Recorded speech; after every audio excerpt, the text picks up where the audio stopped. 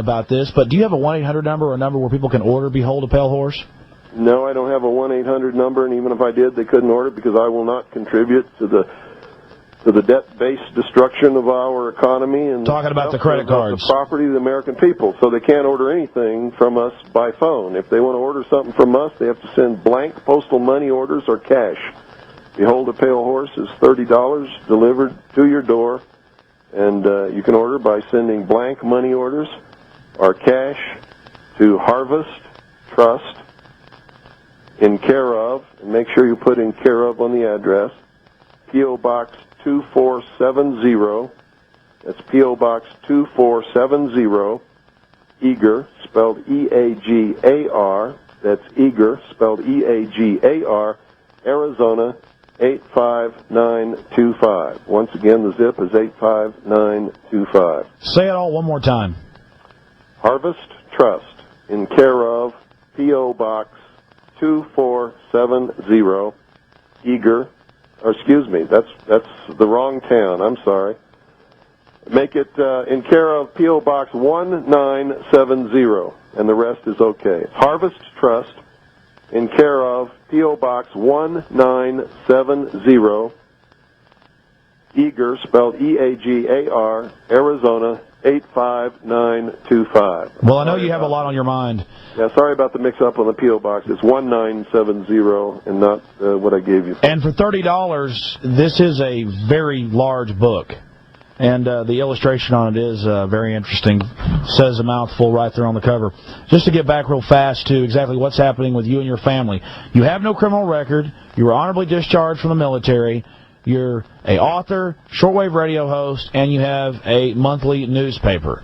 And suddenly they come out against you, the feds, and say that you cheat on your taxes from 92 to 94, but you told me on the telephone that you haven't been paying taxes for 12 years. No, that's wrong. Okay. You've been paying legal taxes. Filed or paid the so-called income tax to private banks, really an excise tax to private banks for almost it's either 11 or 12 years, I forget which. I've never made a secret of that. I am not liable for the so-called income tax administered by the so-called Internal Revenue Service, and I am not, but I do pay all lawful and constitutional taxes, which I am required to pay and always will. Give us an example of a lawful tax. Well, a lawful tax would be a state sales tax down at your local grocery store. A lawful tax would be a property tax for which you paid for it with the fiat Federal Reserve notes instead of gold or silver coin. You can't pay off a debt with a debt. So you never really purchase anything in this country, in this debt-based economy, with the fiat Federal Reserve notes. All you do is take possession under a lease, and the ownership stays with the government.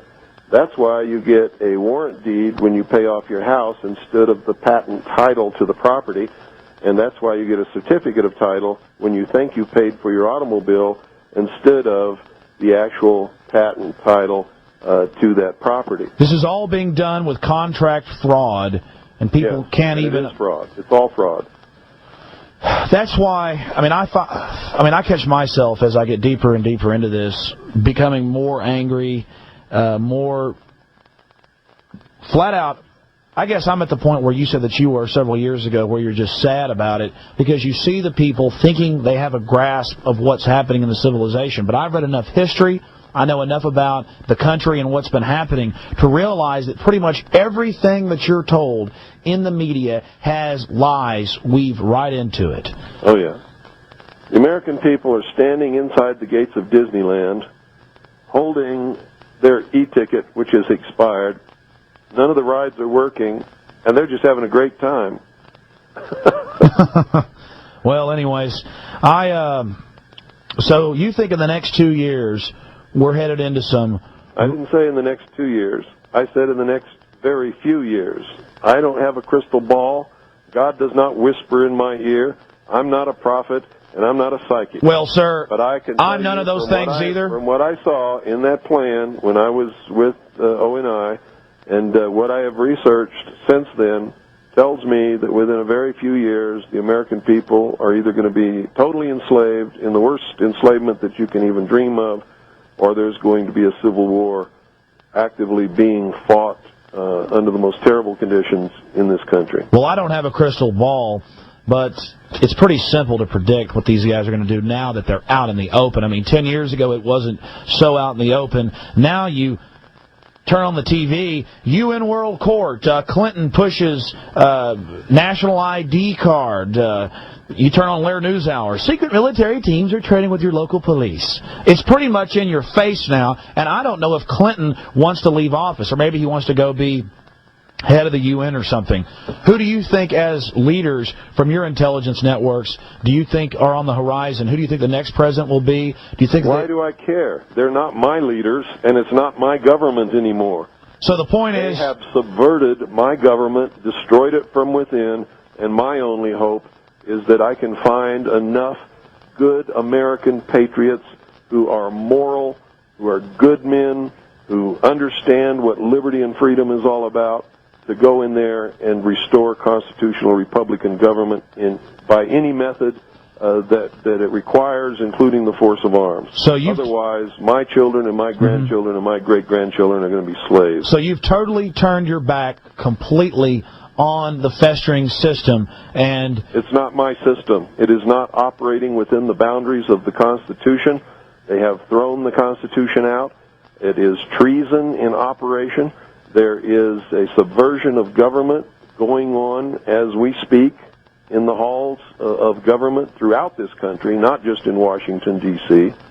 And so you're saying it is criminal enterprise, incredibly sophisticated, controlling Hollywood, the universities, and the major mass media through foundation money and through control of finance, and all their whores and all their pomps and all their little agents don't mean a damn to you. You're going to take care of your family, try to educate the public, and just continue to prepare. And you're saying that you have not committed any crimes, you're not bothering anybody, and if the feds try to come and take your home and take your family, that you're going to oppose them with force of arms. Absolutely. They have declared war upon me and all patriots and everybody in this country who is a loyal constitutionalist, who has taken an oath to protect and defend the Constitution against all enemies, foreign and domestic. And if the Civil War has to start on my doorstep, that's as good a place as any. So that's fine with me. So the Civil War has to start somewhere. Might as well start right here. Now, the federal attorney general out there, Mr. Is it Rivera? Jesus Rivera? He's saying that they're going to proceed against you with prejudice and caution. I think... well, you're reading... No. You're reading an article that you read in the Arizona Republic. Yes, I am. The communist newspaper. Never tells the truth. I can guarantee you that that's not what he said. I can guarantee you that what he quotes that Sheriff Arthur Lee said is not the truth. We spoke to Sheriff Arthur Lee last night. Arthur Lee says that I'm right, that he has jurisdiction over the feds in this county, and he has told them not to come in this county and harass this family. Absolutely. Well, we've learned that with the press, that they will flat out not twist the truth, but when they need to, they will flat out lie. Flat out lie. Flat out lie. Well, that's great then. You're not in too much trouble if you've got the sheriff on your side. People don't realize the power of the sheriff. Not just the sheriff. This is a good American community here, and there is a very strong militia, and not just here, but good, solid Americans all across this country are sick and fed up, and we know that if they attempt anything here, there's going to be a war the likes of you can't conceive of what's going to happen.